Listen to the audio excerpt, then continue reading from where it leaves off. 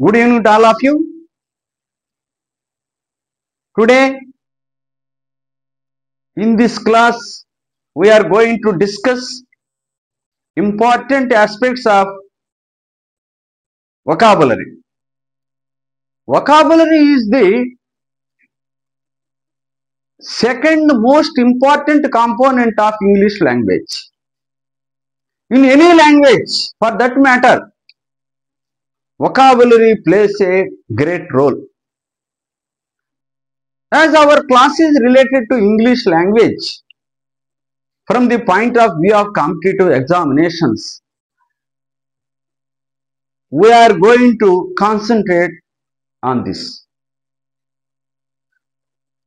Vocabulary means group of words. In Telugu, vocabulary అంటే పదజాలము.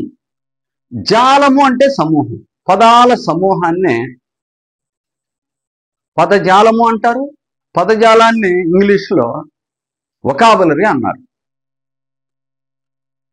In English language, we have got more than 5 lakh words. According to one survey, it is said that every day 4 to 5 words are created, coined.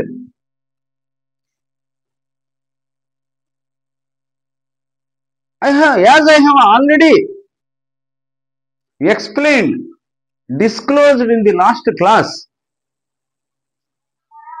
in many competitive examinations,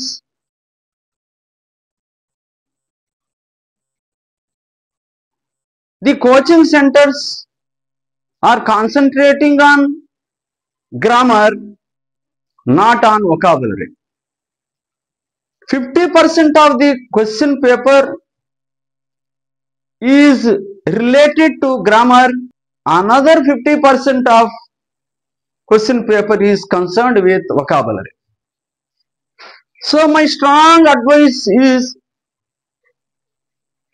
we have to concentrate on vocabulary also, whether the persons or lecturers dealing with the subject advise you or not. We have to bear in mind this important point.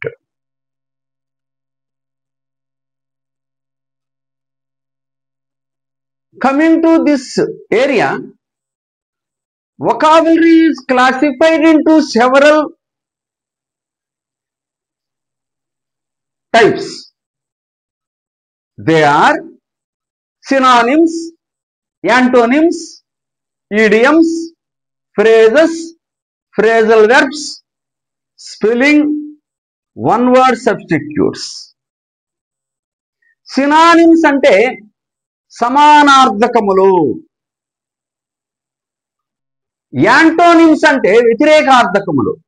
Idioms అంటే జాతీయాలు, phrases అంటే పదబంధాలు, phrasal verbs అంటే పదబంధ క్రియలు. Spelling అంటే పదములలోని అక్షరములను వ్రాయుట. One word substitutes అంటే ఏకపద ప్రత్యామ్నాయములు. ప్రత్యామ్నాయం అంటే బదులు అని అర్థం. ఇక్కడ సినానిమ్స్ అన్న సమానార్థకములు. మనం ఏమనుకుంటాం, సమానార్థం అంటే సేమ్ వర్డ్ అన్నమాట. సేమ్ వర్డ్ అనేది లేదు అసలు. డేవిడ్ గ్రెయిన్ అనేటువంటి ఒక ఫేమస్ ఆంగ్ల రచయిత తన కాంటెంపరీ ఇంగ్లీష్ గ్రామర్ అనే బుక్లో ఈ విషయం చెప్తాడు. సేమ్ వర్డ్ అనకూడదు, సిమిలర్ వర్డ్ అనాలి అంటాడు. అందుకే ఎగ్జామ్స్ లో కూడా find out the nearest meaning giving word అంటాడు. ఒక పదం ఇచ్చి నియరెస్ట్ మీనింగ్ అన్నాడు. అంటే సిమిలర్ వర్డ్స్. సినానిమ్స్ అంటే సిమిలర్ వర్డ్స్. ఇక్కడ ఒక ఎగ్జాంపుల్ తీసుకుంటే గుడ్ అన్న. గుడ్ అంటే సేమ్ వర్డ్ ఏం లేదు ఎక్కడ. గుడ్ అంటే సేమ్ వర్డ్ లేదు,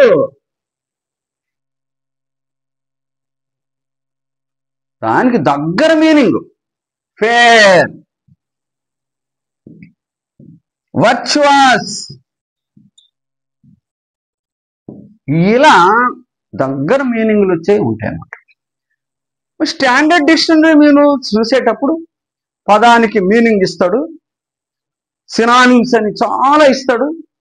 వాటి మీద మనం గ్రిప్ తెచ్చుకోవాలి. ఎన్ని మీనింగ్స్ తెలిస్తే అంత గొప్ప. మనం హై లెవెల్లో వెళ్ళిపోతాం. మన క్యాడర్ పెంచుకోవాలనుకుంటే, మనకు గౌరవం పెరగాలనుకుంటే, to upskill our career అయితే ఇది చాలా అవసరం. సినానిమ్స్.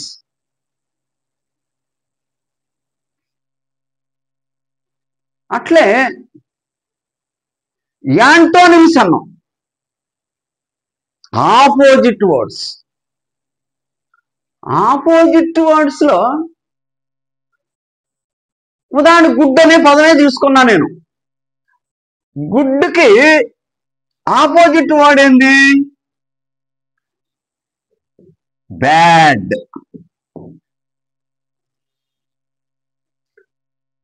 బ్యాడ్ కి సిమిలర్ ఏముంది? ఇల్. అట్లే ఈవిల్. ఇలా మనం ఎన్నో పదాలు చూడొచ్చు. గుడ్కి ఆపోజిట్ బ్యాడ్ కావచ్చు, ఇల్లు కావచ్చు, ఈవిల్ కావచ్చు. పరీక్షల్లో ఈ రాసేటప్పుడు వాడు గుడ్కి యాంటోనిమ్ రాయమన్నాడు అనుకో, మనం యాంటోనిమే ఆపోజిట్ వర్డే రాయాల. అంతకుముందు ఉదాహరణ 10వ బిట్లో సినానిమ్ గురించి మాట్లాడాడు. 11వ బిట్లో యాంటోనిమ్ అడిగాడు అనుకోండి, యాంటోనిమ్ చేయాలి. మనం ఆ ట్రాన్స్లోకి వెళ్ళిపోతాం. మనం ట్రాన్స్లోకి వెళ్ళిపోయి సినానిమే అనుకుంటాం.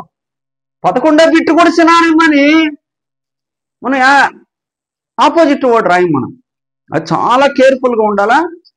నేను చాలా పరీక్షలు రాశాను, చాలా మందిని చూశాను. ఇక్కడ సమస్యలు పడిపోతా ఉన్నారు. సినానిమ్ అంటే సినానిమే రాయండి, యాంటోనిమ్ అంటే యాంటోనిమే. నేను పదే పదే చెప్పకూడదు. ఇవి చాలా కేర్ఫుల్గా ఉండండి. వృద్ధాగా మార్కులు పోగొట్టుకున్నట్టే. ఒక్క మార్కు చాలు మన ఫేట్ నిర్ణయించడానికి.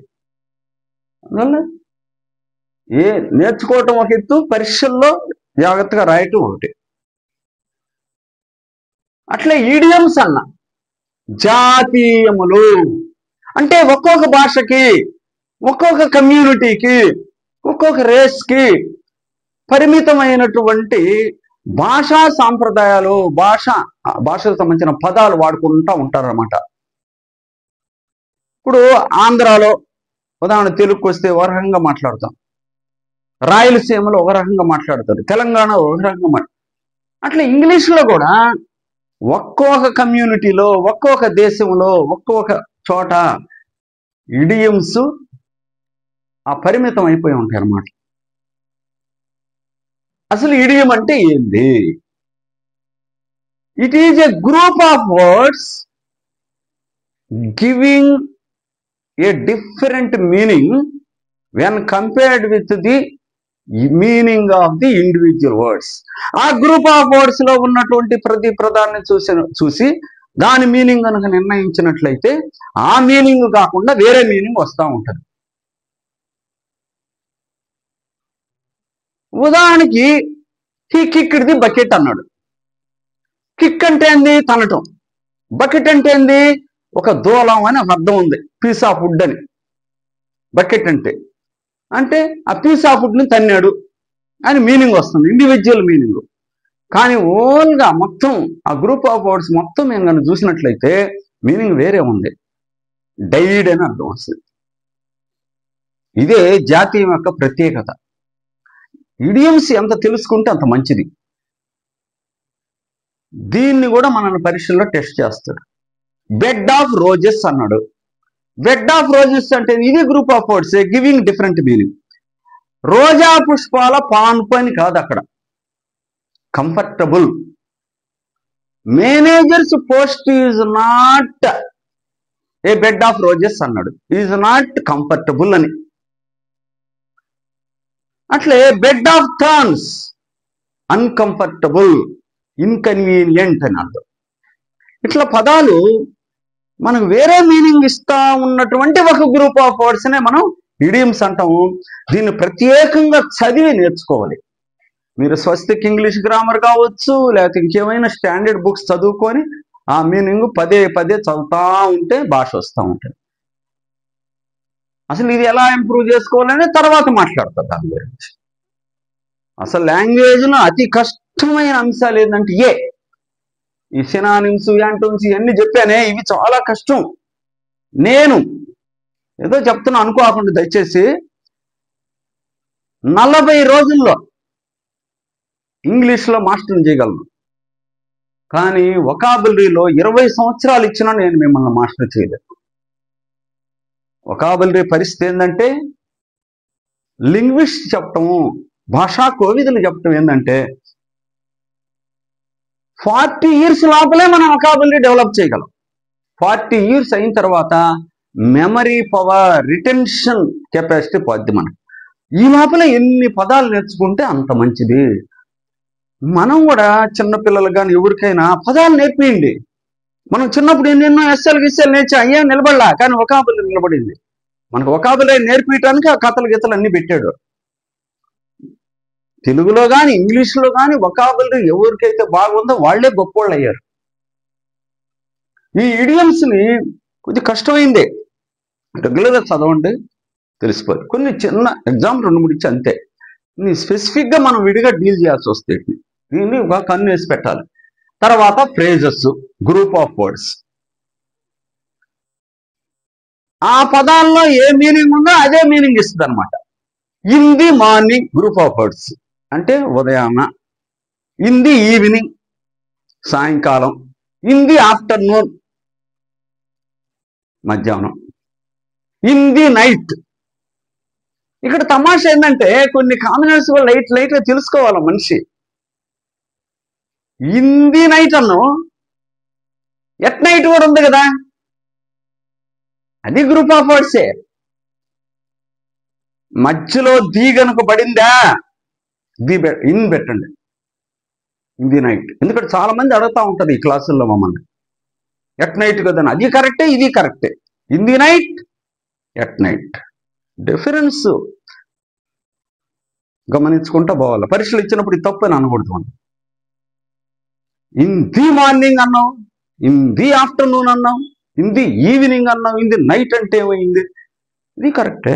Part of the day, part of the day అని మాట్లాడినప్పుడు ఇన్ వాడితే ది పెట్టాలి. అది ఆర్టికల్ చాప్టర్లో చూస్తాం మనం. ఇది గ్రూప్ ఆఫ్ వర్డ్స్, అది అర్థం ఇస్తుంది. వీటిని కూడా తెలుసుకోవాలి. భాష అందంగా ఉంటాను మనం ఒక్కోసారి గ్రూప్ వర్డ్స్ వాడుతూ ఉండాలి. తర్వాత ఫ్రేజల్ వెర్బ్స్. చాలా మంది అనుకుంటూ ఉంటారు ఫ్రేజల్ వెర్బ్ అంటే ఏంది, ఫ్రేజల్ వెర్బ్ అంటే ఏంది. ఈ ఫ్రేజ్ లో వెర్బ్ ఉంటుంది. ఇక్కడ ఫ్రేజెస్ అంటే వెర్బ్ ఉండొచ్చు, ఉండకపోవచ్చు. ఇక్కడ మాత్రం ఖచ్చితంగా వెర్బ్ ఉంటుంది. రెండోది, ఫ్రేజల్ వెర్బ్లో ఇడియమాటిక్ సెన్స్ వస్తూ ఉంటుంది. ఇడియం అనగానే వేరే అర్థం వస్తుందని ఆలోచన రావాలి మీకు, అది మాత్రం మర్చిపోకండి. ఇడియం అంటే అది వేరే అర్థం వస్తూ ఉంటుంది. కొన్ని కామన్ వెర్బ్స్ తీసుకున్నారు. ఆ కామన్ వెర్బ్స్ లో ప్రిపోజిషన్స్ కానీ యాడ్ వెర్బ్స్ కానీ మార్చుకుంటా వెళ్ళిపోతే మీనింగ్లు మారిపోతా ఉన్నాయి. దాన్నే ఫ్రేజల్ వెర్బ్ అన్నారు. దీన్ని మీరు స్టూడెంట్ చాలా కాన్సన్ట్రేషన్గా ఇంట్రెస్ట్గా వినాలి. అంటే ఒక్కసారి కనుక గట్టిగా కనుక దొరికితే పాయింట్ ఇంకా మర్చిపోరు. ఫ్రేజల్ వెర్బ్స్ లో వెర్బ్ ఉంటుందన్నాను. వెర్బ్కి రైట్ సైడ్ ఉన్నటువంటి ప్రిపోజిషన్ కానీ యాడ్ వెర్బ్ కానీ మారుతా ఉంటే మీనింగ్ మారుతాం. ఉదాహరణ చూడండి, లుక్ అనే పదం తీసుకున్నా నేను. లుక్ అంటే చూడటం అంటారు. అపియర్ కనపడటం. లుక్ అంటే అపియర్ కనపడటం. లుక్ పక్కన ఎట్ పెట్టామనుకో, look at, please look at the board, board వైపు చూడండి. అట్లే లుక్ తర్వాత ఇంటూ అని పెట్టామనుకో, లుక్ ఇంటూ మారిపోద్ది మీనింగ్. పరిశీలించుట, ఎక్స్ప్లోర్, ఎగ్జామిన్ అని అర్థం వస్తుంది.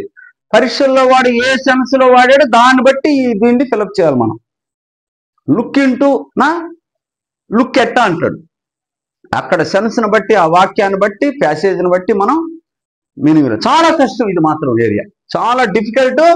ఇన్ని స్పెసిఫిక్గా చదవాల్సిందే ఏరియా. అందుకే లెక్చరర్స్ కానీ స్టూడెంట్స్ అందరూ ఎందుకు వదిలేస్తారంటే కష్టం కాబట్టి. లుక్ ఇంటూ, ఎవరు ఆన్సర్ చేయలేదు, నువ్వు చేయగలిగితే నువ్వు గ్రేట్, నీకు మార్కు వచ్చేస్తుంది. ఒక్క బిట్ కనుక నువ్వు ఎక్స్ట్రా చేయగలిగావంటే కొన్ని వేల మంది, లక్షల మంది వెనక్కి వెళ్ళిపోతారు. లుక్ ఇంటూ తర్వాత, లుక్ తర్వాత down upon, look down upon, look down upon, తక్కువగా చూడటం. When I attended the party they look down upon me, వాళ్ళు నన్ను పట్టించుకోలేదు, నన్ను తక్కువగా చూశారు అనే సెన్స్ లో లుక్ డౌన్ అపాన్ అని అక్కడ వాడతారు. చూసారా, ప్రిపోజిషన్లు కానీ ఈ అలా మారిపోతా ఉంటే, ఇది యాడ్వర్బ్ మారిపోతా ఉంటే మీనింగ్లు మారిపోతా ఉన్నాయి. కామన్ వర్బ్స్ తీసుకున్నారు, మనం బాగా రెగ్యులర్ వాడుకునే పదాలు. ఉదాహరణకి లుక్ ఒకటి, గెట్, గో, కమ్ము, బ్రేక్. ఈ కామన్ గా ఒక 15-20 పదాలు ఉన్నాయి గట్టి. వాటికి సంబంధించిన బాగా రెగ్యులర్గా చదువుతా ఉండండి, ఆటోమేటిక్ మీకు కమాండ్ వచ్చేస్తుంది. ఉదాహరణ చూడండి, ఇక్కడ ఇంకొక పదం ఇస్తున్నాను, బ్రేక్ అన్నా. బ్రేక్ అంటే ఏంది, పగిలిపోవటం అని అంటారు.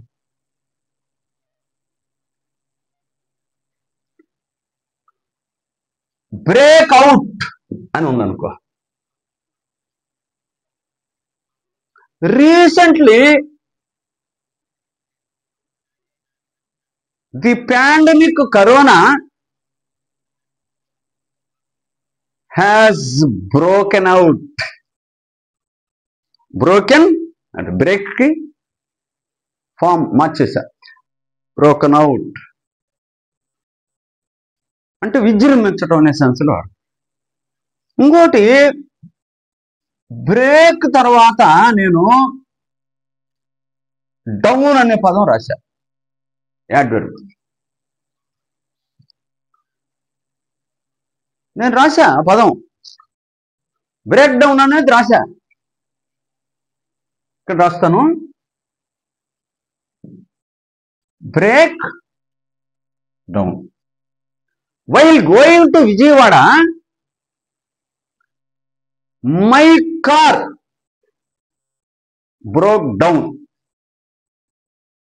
లేక the engine of my car broke down అంటే ఫెయిల్ అయిపోయింది, స్టాప్ అయిపోయింది అనే సెన్స్. అంటే as I change the adverb or preposition, meaning is also changing. అది గమనించాలన్నమాట, అది ఒక కన్ను వేసి పెట్టాలి. అందుకే లాంగ్వేజ్ నువ్వు దాన్ని ఆలోచిస్తూ ఉంటే చాలా ఆసక్తికరంగా ఉంటుంది. సంగీతం అపి సాహిత్యం సరస్తత్వ స్తనద్వయం ఏకమాపాక మధురం అన్యథ ఆలోచనామృతం. సంగీతం వింటా ఉంటే చాలా ఆసక్తికరంగా ఉంటుంది, మనమేం పడేట్టుగా ఎంతో ఆనందం ఉంటుంది. సాహిత్యం అంటే లాంగ్వేజ్ ఆలోచిస్తూ ఉంటే బాగా ఇంట్రెస్ట్ ఉంటుంది. లాంగ్వేజ్ కూడా నీకు బాగా వంట పట్టాలంటే దాంట్లో ఉండే మెళకువలను మనం అబ్జర్వ్ చేయాలి. నువ్వు బోర్ ఫీల్ అయితే నీకు లాంగ్వేజ్ రానే రాదు. ఈరోజు పోటీ పరీక్షలు ఎందుకు సెలెక్ట్ కాలేకున్నారంటే లాంగ్వేజ్ ప్రాబ్లమే. ఎంతో మందిని చూస్తూ ఉన్నాను నేను, ఫ్యాకల్టీని కూడా చూస్తాను, పాపం లాంగ్వేజ్ వల్ల సమస్య వస్తుంది. ఇవన్నీ అబ్జర్వ్ చేయండి, చూస్తే ఎంత ఇంట్రెస్ట్గా ఉన్నాయో చూడండి. ఆంగ్ల భాష అందమైన భాష, it is a very nice language, అన్నిటికంటే సులభమైన భాష ఇది. యూరోపియన్ లాంగ్వేజ్లో అన్నిటికంటే సులభమైంది ఇది. దాన్ని కొద్ది కాన్సన్ట్రేట్ చేయండి. ప్రపంచంలో బాగా పేరున్న భాష కదా, ఈ కనుక వాడగలిగితే చాలా గ్రేట్. మై కార్ స్టాప్డ్ అని అంటే అందంగా ఉందా? మై కార్ బ్రోక్ డౌన్ అంటాం, ఏది అందం స్టాండర్డ్ కదా అది. తర్వాత ఫ్రేజల్ వెర్బ్స్ గురించి తర్వాత డీల్ చేస్తాం, మెటీరియల్ ఇస్తాం మేము. తర్వాత స్పెల్లింగ్ అన్న, అమ్మో చాలా ఇంపార్టెంట్ ఇది. ఇంగ్లీష్లో ఉండే పదాలు ఎన్ని అన్నాను? 26. In Telugu we have got 56. ఈ తక్కువ పదాలతోనే కొన్ని లక్షల పదాలు, తక్కువ అక్షరాలతో లక్షల పదాలు తయారైపోయినాయి, ఇంకా తయారవుతానే ఉన్నాయి. ఈ సాఫ్ట్వేర్ వచ్చిన తర్వాత ఇంకా ఎక్కువ కొత్త కొత్త పదాలు వచ్చేస్తున్నాయి. స్పెల్లింగ్ అంటే పదమును అక్షరాలు రాయటం, అక్షరాలు మారే కొద్ది మీనింగ్ మారిపోతాం. ఉదయమే నేను ఒక డిక్షనరీలో రోజు ఒక పదం వస్తూ ఉంటుంది చూసా, తెలిసిందే కానీ గుర్తు చేశారు. ఉదాహరణ చూడండి, స్పెల్లింగ్ని బట్టి మీనింగ్ ఎలా మారుతుందో, ఎంత డేంజరస్ చూడండి. ప్రిస్క్రైబ్ అన్న, ప్రిస్క్రైబ్ అన్న, doctor has prescribed some medicines అన్న. ప్రిస్క్రైబ్డ్ అంటే రికమెండెడ్, అడ్వైజ్డ్ అనే సెన్స్. ప్రీ బదులు ప్రో అందనుకో, అక్షరం మారింది. నువ్వు రాయటంలో, తొందరలో రాయటంలో ఈ రాయిపోయి ఓ మాదిరి కనపడింది. ఇది ఎంత డేంజర్ చూసారా? ప్రిస్క్రైబ్, అది ప్రిస్క్రైబ్, ఇది ప్రిస్క్రైబ్. ప్రిస్క్రైబ్ అంటే నిషేధించటము, banned. The government has prescribed అంటే banned. Prohibited, this is a prescribed area, this is a prohibited area. పదాలని జాగ్రత్తగా అలర్ట్గా ఉండండి. మ్యాథ్స్లో మీరు ఎంత జాగ్రత్తగా ఉంటారో, ప్లస్ మైనస్ కానీ ఏదైనా కూడికల్లో లాంగ్వేజ్ కూడా అట్లా ఉండాలి. We have to develop interest in the language. నువ్వు భాష పట్ల కనుక ఇంట్రెస్ట్ చూపితే అది కూడా మన పట్ల ఇంట్రెస్ట్ చూపిస్తుంది. నువ్వు భాషను కేర్లెస్ చేస్తే అది కూడా పక్కెళ్ళిపోతా ఉంటాయి. చూసారా స్పెల్లింగ్ని బట్టి ఎలా మారిపోతున్నావు? స్పెల్లింగ్ స్పెషల్గా నేర్వాల్సిందే. Divide spelling DIVIDE, decide DECIDE, decide. Profession PROFESSION, profession. Occasion OCCASION, OCA కాదు OCCASION, ఒకేషన్. అకేషన్ సందర్భం. పెద్ద పెద్ద మేధావులు కూడా, మంచి నాలెడ్జ్ ఉన్న వాళ్ళు కూడా స్పెల్లింగ్ దగ్గర పొరపాట్లు చేస్తానే ఉన్నారు. తెలుగులో కూడా చూడండి, స్పెల్లింగ్ని బట్టి అర్థం మారిపోతుందని ఇంతకుముందు చెప్పున్నాను మీకు. ఉదాహరణకి షష్ఠి అని రాశాను,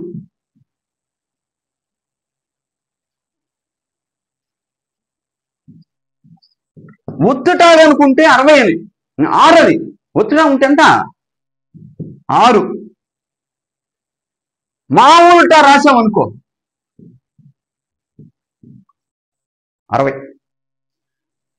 ఎక్కడైనా ఫ్లెక్సీలు అయి ఉండేటప్పుడు స్పెల్లింగ్ చూడండి, కొన్ని చోట్లేమో ఇదే రాస్తాడు, తప్పది. షష్ఠి పూర్తి ఉత్సవాలు అంటాడు. షష్ఠి పూర్తి అన్నప్పుడు ఏం రాయాలి? ఇది రాయాలా? ఇది కాదు. షష్ఠి తత్పురుష సమాసానికి అది, ఇదేమో 60. అట్లే శక్తిమంతుడు అనాల, బుద్ధిమంతుడు అనాల, గుణవంతుడు, ధనవంతుడు, రుణవంతుడు, భాగ్యవంతుడు. అకారం వస్తే వకారము, ఇకారం వస్తే మకారము వస్తుంది. గుర్తుపెట్టుకో. చాలా అనకూడదు, చాలా. అనగా అనకూడదు, అనగా. అట్లా గమనించుకుంటా పోవాలి. అన్నీ కూడా స్పెల్లింగ్ చాలా ఇంపార్టెంట్. ఓకేనమ్మా? తర్వాత one word substitute. One word substitute అంటే గ్రూప్ ఆఫ్ వర్డ్స్ ఉంటాయి. అంటే ఒక ఫ్రేజ్ ఆ మొత్తాన్ని కలిపి ఒక పదంలోనే చెప్తారు. దాన్ని వన్ వర్డ్ సబ్స్టిట్యూట్ అంటే. ఒక వాక్యం కూడా ఉండొచ్చు ఒక్కోసారి, దాని బదులు కూడా ఒక పదమే వాడదు. కేవలం గ్రూప్ ఆఫ్ వర్డ్స్ ఫ్రేజ్కే కాదు, వాక్యానికి కూడా ఒకే పదం వాడచ్చు. She looks at the bright side of the coin అంటే షీ ఈజ్ యాన్ ఆప్టిమిస్ట్ అని. She looks at the dark side of the coin అంటే షీ ఈజ్ ఏ పెస్సిమిస్ట్ అన్నమాట, నిరాశావాది. అదేమో ఆశావాది. అంటే a creature that lives on land and in water, భూమి మీద నీళ్ళల్లో రెండిట్లో నివసిస్తుంటది. దానికి ఒకే పదంలో చెప్పమంటే యాంఫీబియన్. ఏమనాలా? యాంఫీబియన్. ఇలా వన్ వర్డ్ సబ్స్టిట్యూట్స్ అనేవి చాలా ఉన్నాయి. వాటి మీద కూడా కమాండ్ తెచ్చుకోవాలి. ఇదంతా చూస్తే ఏందా అనిపిస్తుంది, కానీ దేని దాన్ని తెలుసుకుంటూ వస్తే మనం we can enrich our vocabulary and our writing, our speaking, our narration, all will be very attractive. మీకు శ్రీశ్రీ కావచ్చు, సి నారాయణ రెడ్డి కావచ్చు, ఎస్వి భుజంగరాజ శర్మ గారు కావచ్చు, వీళ్ళందరూ ఎన్టీఆర్, వీళ్ళందరూ ఉన్నారు చూస్తున్నారు కదా, అక్కినేని, వీళ్ళందరూ ఏంది మంచి వొకాబులరీ ఉంది. జగ్గయ్య, వీళ్ళందరూ కూడా మంచి మంచి యాక్టర్లు అందరూ కూడా, ఎస్వి రంగారావు, వీళ్ళందరూ మంచి వొకాబులరీ ఉండబట్టి రాణించారు. వొకాబులరీ చాలా మెయిన్ అనమాట జీవితంలో. నేను ఇంతటితో క్లాస్ ముగిస్తున్నాను. తర్వాత ఒక్కో దాని గురించి డీప్గా మనం పోతాము. ఈ లోపల రెగ్యులర్గా చదువుతా ఉండండి. How to improve our vocabulary అనే దానికి తర్వాత స్పెషల్ క్లాసులు ఉంటాయి. Please concentrate on your improving vocabulary. Thank you very much for your being with me.